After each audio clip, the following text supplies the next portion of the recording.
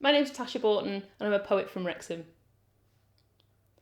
Would you rather be in the woods with a man or a bear? And what type of bear? And has it maimed before or thought about it? And what of the woods? Are they trees I've known my whole life, ancient as saplings?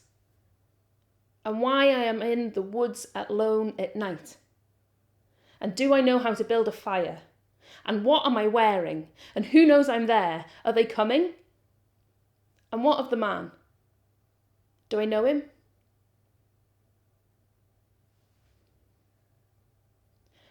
The thing about hope, and I hope you'll agree, is its stubborn personality, its stoicism in the face of adversity, its optimism within opportunity. The thing about hope, and I'm looking at it right now, is its mosaic of cracks glued back together by its immeasurable servitude to itself. The thing about hope, and I dare you to tell me otherwise, is how it lingers, how it blooms, simply by existing.